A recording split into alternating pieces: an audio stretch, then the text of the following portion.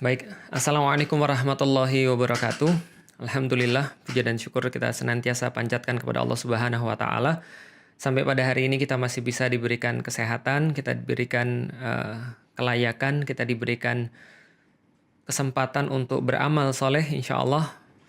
Dan terutama kita diberikan keimanan. Dan keimanan ini adalah sesuatu yang paling berharga bagi kita semuanya sebagai seorang muslim. Walaupun tentunya kita bertambah berat ya pada hari ini, bertambah besar, bertambah lebar. Ya inilah konsekuensi daripada di rumah aja ya, daripada lockdown. Kalau istri sudah masak itu rasanya akan sangat sulit untuk bisa menolak masakan istri. Dan itu adalah sesuatu yang lumrah ya, saya pikir sesuatu yang biasa. Hari ini teman-teman sekalian, saya akan live dalam waktu kurang lebih 20 menit. Kenapa? Karena coba ini adalah live sekaligus ngerekam di saat yang sama. Dan kita berharap ada kebaikan daripada rekaman ini yang nanti bisa di-share kepada teman-teman yang lain. Seperti janji saya coba akan share tentang, sebelum tanya jawab ya teman-teman sekalian, saya akan coba share tentang mencari pasangan ya. Jadi sesuatu yang sangat sering ditanya oleh teman-teman sekalian. Bagaimana cara kita untuk mencari satu orang pasangan? Sebelum saya berbicara tentang pasangan, saya coba akan sedikit cerita tentang mencari kayu di hutan.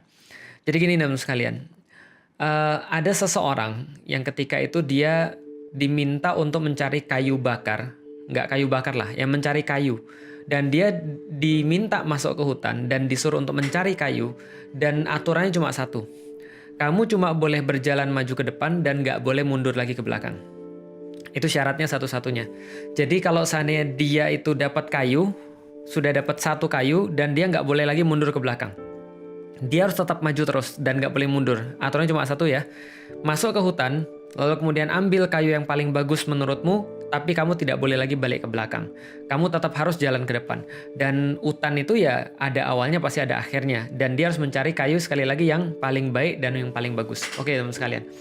Apa yang terjadi? Yang terjadi adalah seorang laki-laki ini ketika dia masuk ke hutan, dia jalan, lalu kemudian dia cari kayu. Dia dapat satu kayu. Dan kayu ini bagus banget. Dia lihat, wah ini kayu ini bagus nih. Apa pikiran dia? Pikiran dia adalah, kayaknya di depan ada kayu yang lebih bagus. Nggak apa-apa, ini baru mulai, baru awal. Nanti di depan ada kayu yang lebih bagus, sayang nanti kalau aku dapat kayu yang bagus, aku akan nyesal. Setelah itu dia tinggalkan kayu tadi, karena aturannya dia cuma boleh ngambil satu kayu, dan cuma boleh maju ke depan dan nggak boleh mundur lagi. Akhirnya dia maju lagi. Setelah dia maju lagi, dia lihat lagi kayu lebih bagus lagi. Wah ini kayunya lebih bagus, lebih mulus, lebih keren, lebih indah. Tapi ini kan baru belum juga setengah jalan. Nantilah di depan kayaknya pasti ada kayu yang lebih bagus lagi. Akan ada kayu lagi yang menanti yang lebih bagus. Akhirnya dia tetap maju lagi. Dan benar, pertengahan jalan dia temukan kayu yang lebih bagus lagi. Bentuknya lebih bagus, lebih cerah warnanya. Lalu kemudian secara kekerasan lebih keras daripada kayu yang di awal-awal tadi. Maka dia bilang, wah aku dapat kayu ini, apa aku ambil aja ya? Lalu kemudian dia pikir, kalau seandainya trennya kayak begini nih, jadi kalau trennya adalah ada kayu yang lebih bagus, ada kayu bagus, ada kayu yang lebih bagus lagi, ada kayu yang lebih bagus lagi, ada kayu yang lebih bagus lagi, kayaknya di depan ini mesti ada kayu yang lebih bagus lagi. Dan ternyata betul, dia dapat kayu yang lebih bagus. Dan dia berharap di depan dia akan mendapatkan kayu yang lebih bagus lagi, dia tinggalin kayu yang tadi, akhirnya dia jalan lagi, tanpa terasa dia sudah hampir sampai ke ujung. Lalu kemudian dia dapat satu kayu, ternyata kayunya nggak sebagus yang dia temukan di tengah tadi. Kayunya mungkin lebih retas, lebih getas, lebih kemudian gelap warnanya, dan mungkin nggak seperti yang dia bayangkan. Dia pikir, harusnya aku ambil yang tadi. Tapi nggak apa-apa, daripada aku ambil yang ini downgrade. Lebih baik aku cari yang di depan lagi. Akhirnya dia cari yang di depan lagi, dia dapat kayu yang bagus lagi, dan dia bilang, tapi ini bagus sih, tapi nggak sebagus yang di tengah. Aku akan cari, kalau aku yang dapat di tengah, aku akan langsung untuk ambil, lalu kemudian keluar daripada hutan ini. Dia tinggalin lagi dan dia jalan. Terus menerus begitu, ternyata apa yang terjadi? Sampai dia keluar daripada hutan tadi, dia tidak mendapatkan kayu satupun yang dia bisa bawa ke rumahnya. Ini kayak apa sih? Ini kayak orang yang ketika dia mau nikah, tapi dia nggak ngerti kenapa dia mau nikah. Ini yang saya maksud dengan orang-orang yang nggak ngerti tujuan dia nikah itu apa. Karena itulah dia bingung, karena itulah dia mungkin berada dalam satu dalam satu keadaan di mana dia ini iya nggak ya? Aku harus nggak nih? Ini terima nggak ya? Ini ditolak atau nggak nih? Atau seperti apa nih? Ini yang saya bilang orang yang kayak ibarat nyari kayu dan dia terus-menerus berpikir nanti di depan ada yang lebih baik. Nanti di depan ada yang lebih baik. Nanti di depan dia pikir di belakang coba aku ambil. Hidupnya akan penuh dengan penyesalan dan hidupnya akan penuh dengan harapan-harapan yang nggak pasti. Karena manusia itu senantiasa berada di antara dua. Antara harapan dan antara penyesalan. Nah, bagaimana supaya kita ini tetap punya harapan? Dan harapan kita tuh tidak panjang angan-angan, tidak masuk ke sana. Dan bagaimana caranya agar kita tuh tidak menyesal? Nah, ini ceritanya. Yang menjadi kritik saya pada orang-orang yang mereka itu senantiasa bingung dalam proses pernikahan, senantiasa mungkin galau dalam proses pernikahan adalah kita tuh coba jelasin dulu kenapa kita mau nikah. Kenapa kita mau melanjutkan ke jenjang pernikahan. Akan sangat sulit kalau seandainya bayangan kita tentang pernikahan itu adalah bukan sesuatu yang benar, bukan sesuatu yang tepat, bukan sesuatu yang memang berlandaskan dengan syariat. Ini akan menjadi sangat sulit sekali. Tapi apabila kita sudah tahu kenapa kita menikah, atas dasar apa kita menikah, dan apa yang mau kita lakukan setelah nikah, maka semuanya akan semakin mudah. Apa maksud saya di situ? Kejadian kayak orang yang nyari kayu di hutan tadi nggak akan pernah terjadi kalau Anda benar-benar paham tentang kenapa Anda nikah dan untuk apa nikah itu. Jadi membayangkan nikah itu untuk apa. Dengan itu semuanya, maka teman-teman akan sudah punya yang namanya karakteristik yang diperlukan. Contoh misalnya, saya secara pribadi misalnya, saya pernah bilang sama Ummu Alila, kalau seandainya saya nyari kamu, saya nikahin kamu, mungkin gara-gara fisik. Mungkin sekarang saya akan menyesal. Kenapa? Akan banyak fisik yang lebih baik daripada istri kita. Kenapa bisa begitu? Ya rumput tetangga senantiasa lebih hijau. Karena yang namanya cantik itu kan bukan hanya berdasarkan fisik, tapi berdasarkan perasaan, berdasarkan penasaran dan seterusnya. Akan ada yang lebih baik, akan ada yang lebih bagus. Kalau saya nikahi dia karena fisik, mungkin saya sekarang merasa menyesal. Lalu kemudian berpikir, kenapa saya nggak sama ini aja ya? Coba dulu saya belum nikah, mungkin saya bisa sama ini. Kenapa? Karena dia nggak punya karakteristik yang dia inginkan. Dia nggak punya orang yang dia jadikan sebagai standar ketika dia mau nikah. Apa keinginan dia ketika nikah? Saya nikah sama istri saya bukan karena itu semua. Saya nikah sama istri saya jelas. Kenapa? Karena saya menginginkan seorang perempuan yang bisa mendukung saya di dalam dakwah dan dia bisa menjadi ibu daripada anak-anak saya. That's enough. Itu yang saya inginkan. Jadi ketika saya ditanya pada diri saya ditanya sama orang lain atau saya bertanya pada diri saya sendiri, untuk apa sih kamu nikah, Lik? Saya nikah untuk dakwah. Maka yang saya perlukan untuk dakwah adalah satu, orang yang mau mendukung saya di dalam dakwah saya. Dua, orang yang bisa mengurusi anak-anak saya yang kelak nanti akan meneruskan langkah-langkah dakwah saya. Ini yang saya perlukan dan ini yang saya cari. Maka ketika saya cari, lalu kemudian saya lihat, ada orang yang cantik. Ada orang yang kemudian sangat playful.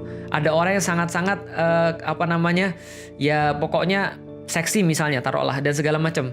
Saya bilang dalam diri saya pengen dengan orang kayak begini, seksi, playful, putih, lalu kemudian hidupnya main-main, kaya dan segala macamnya. Taruhlah misalnya ada yang kayak gitu yang mau sama saya, taruhlah gitu kan ya. Tapi saya pikir, iya ini kalau untuk diajak main ya mungkin iya, kalau untuk diajak pacaran mungkin iya. Tapi yang saya perlukan kan bukan pacaran. Yang saya perlukan adalah ibu daripada anak-anak saya. Makanya saya cari apa? Yang saya cari adalah orang-orang yang keibuan, yang punya rasa feminitas yang tinggi, rasa keibuan yang tinggi. Saya bisa bayangin dia ketika jadi ibu daripada anak-anak saya. Maka kemudian saya nikahi istri saya yang sekarang, Ummu Alila, karena saya punya standar seperti apa kehidupan saya ke depan. Apa yang saya cari ke depan. Ketika saya cari ke depan adalah orang-orang kayak begini, maka saya nggak perlu yang lain selain apa yang saya perlukan. Adapun kalau saya dapat yang cantik, yaitu adalah bonus. Ya kan laki-laki pasti nyari yang cenderung dong. Dan yang cenderung itu kan termasuk secara wajah.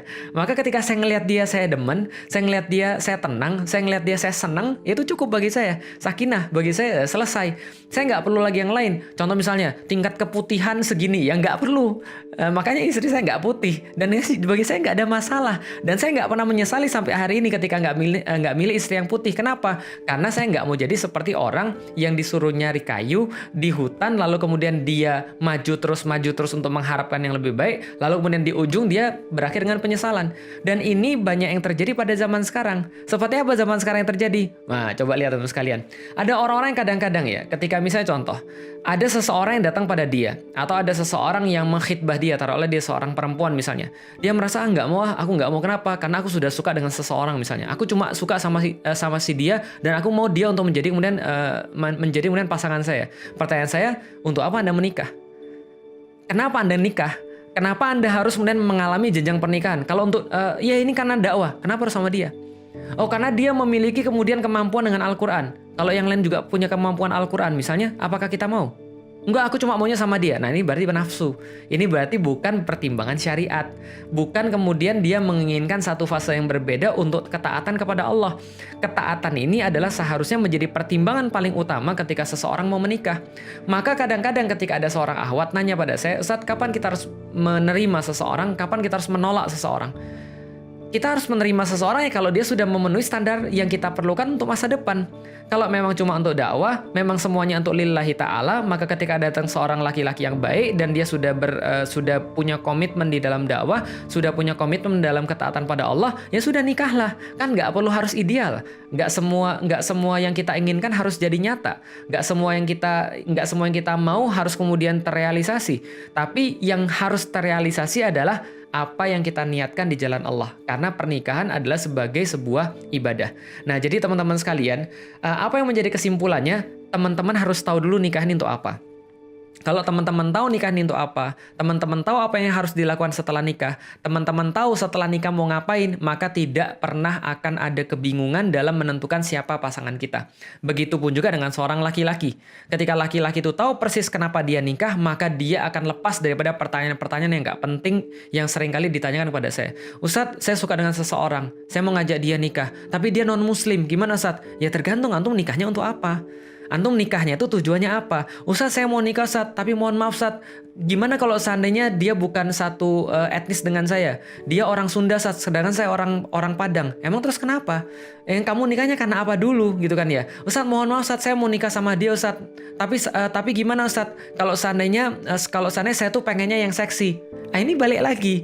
Jadi antum tuh nikah untuk apa? Kalau orang nikah itu untuk Allah, maka pertimbangannya akan disesuaikan dengan itu. Kalau saya pengen pergi ke Turki, maka saya cari tiket ke Turki. Kalau saya pengen pergi ke Bandung, saya nggak usah beli tiket pesawat. Kalau saya pengen pergi ke Surabaya, saya akan cari tiket pesawat, tapi bukan pesawat internasional. Maka apapun yang akan kita lakukan, kriteria kita dalam kemudian memilih seorang pasangan sangat tergantung dengan bagaimana kehidupan yang kita inginkan pasca nikah. Ini yang paling penting di dalam pernikahan. Dan ini yang paling sering juga dilewatkan sama orang. Tanpa kita sadari, walaupun seolah-olah kita merasa kita sudah ngaji, kita merasa kita sudah punya pandangan islami, kita merasa kita sudah orang dakwah, tapi kadang-kadang apapun yang kita putuskan itu ternyata tidak berdasarkan apa yang dakwah perlukan, tapi berdasarkan mungkin hawa nafsu kita. Karena itulah kita seringkali memilih dalam arti kemudian kalau nggak sama dia kita nggak mau. Padahal ya emang harus begitu? Kan enggak. Maka ada orang yang bilang, Ustadz, gimana kalau seandainya saya mau sama seseorang, dia nggak mau sama saya? Ya gampang, antum pergi aja naik ke pohon kelapa, lalu dari sana ngapain Ustadz, loncat? Enggak. Dari sana antum lihat masih banyak laki-laki yang lain, masih banyak perempuan-perempuan yang lain. Kan nggak harus dia. Harus dia itu adalah pandangan yang salah.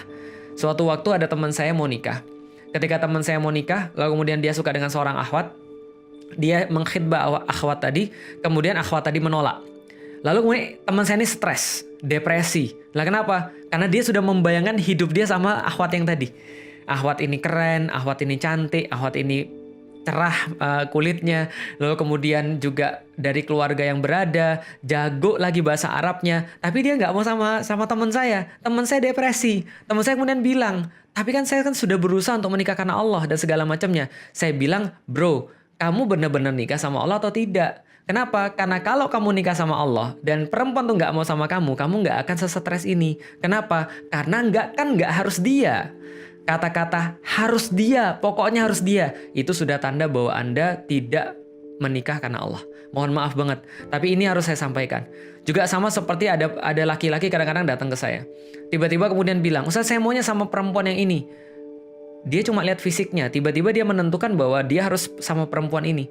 Dan dia nggak tahu tentang segala macam hal di belakangnya. Nah, ini adalah menurut saya bagian daripada orang yang nggak siap untuk nikah sebenarnya. Kenapa? Karena itu bukan siap nikah, bukan lillahi, tapi nafsu. Nafsu itu mudah sekali dengan mata. Tapi pertimbangan-pertimbangan yang lain itu harus bebas daripada nafsu. Saya nggak bilang bahwa antum nggak boleh cari yang cantik. Saya nggak bilang bahwa antum nggak boleh cari yang cakep. Saya nggak bilang antum nggak boleh cari orang-orang yang ideal. Ideal itu boleh, nggak ada masalah. Tapi ya kita harus tahu kapan kita harus bertahan dengan idealitas itu, kapan kita harus balik lagi pada standar kita, itu adalah mencari kayu yang terbaik. Apa itu kayu yang terbaik? Kayu yang terbaik adalah kayu yang kita perlukan. bukan kayu yang harus memenuhi seluruh idealitas yang ada. Contoh misalnya, cari laki-laki. Apa ciri-ciri laki-laki yang kamu mau, Mbak? Seperti Rasulullah Muhammad. Oh ya, semuanya juga mau gitu kan ya. Cuman masalahnya adalah bukan itu, tapi seberapa banyak laki-laki yang kayak Rasulullah Muhammad kan gitu kan ya. Ya sudah, gini aja. Yang kamu pikirin ke depan tuh maunya dakwahnya kayak apa? Oke, saya mau dakwah sebagai seorang ibu rumah tangga. Yang ibu rumah tangga ini punya kerjaan-kerjaan adalah di bidang ini. Oke, carilah laki-laki yang bisa kemudian untuk menerima itu. Carilah laki-laki yang bisa memenuhi kemudian dakwah-dakwah kita. Sama kayak laki-laki. Kamu mau apa masa depanmu? Carilah perempuan yang kayak gitu. Kalau dia sudah memenuhi, maka nggak ada alasan bagi kita untuk menunda pernikahan, saya pikir. Atau ya tadi galau atau bingung ketika kita mau dengan seseorang tapi orang itu nggak mau sama kita. Jadi kira-kira gitu. Oke, itu adalah yang pengen saya sampaikan tentang kisah orang yang mencari kayu di hutan. Artinya jangan sampai teman-teman jadi orang kayak gitu. Kenapa dia bingung? Karena dia nggak punya standar dari awal. Kenapa dia bingung? Karena dia nggak tahu apa yang dia cari. Gitu loh maksudnya. Sehingga dia nggak punya batasan-batasan tertentu. Kalau misalnya dia sudah punya batasan tertentu, dia sudah tahu apa yang dia cari, maka dia datang. Begitu selangkah dua langkah, dia sampai di hutan itu. Kemudian dia sudah menemukan, oke, kayu yang saya perlukan adalah kayu untuk menopang hidup saya. Menopang badan saya. Berarti kayunya harus keras, kayunya harus segede ini, karena supaya segede ini biar mudah dipegang. Kayunya juga harus setinggi, misalnya contoh ya minimal 1,5 meter biar saya bisa dijadikan pegangan. Preferable kalau ada pegangan di atasnya bentuknya begini, terus saya bisa pegang dan nggak terlalu capek. Tapi kalau nggak ada, saya tahu apa yang saya cari. Oke, begitu dia dapat, dia ambil, dan ketika dia jalan ke depan, dia cuma boleh ngambil satu, lalu kemudian dia jalan ke depan, dia menemukan yang lebih bagus, maka dia nggak akan ganti. Dia sudah puas dengan apa yang dia pilih, dia sudah konten dengan apa yang dia pilih. Kenapa? Karena dia tahu untuk apa dia mencari kayu. Sama kayak orang nikah, maka ketika dia sudah tahu untuk apa dia nikah, dia sudah tahu kontennya seperti apa, bukan konten, dia sudah tahu seperti apa kriteria yang dia perlukan, maka dia akan segera untuk menikah ketika dia sudah menemukan kriteria-kriteria seperti itu. Gitu ya teman-teman sekalian. Nah, silakan sekarang teman-teman punya waktu sekitar 5-10 menit untuk tanya dan jawab. Mudah-mudahan ada kebaikan dari situ. Yang ketinggalan insya Allah ini akan kita publish di YouTube. Jadi ini saya juga rekam dan kita akan publish di YouTube dan mudah-mudahan teman-teman bisa menikmati di YouTube. Karena ada kamera di situ.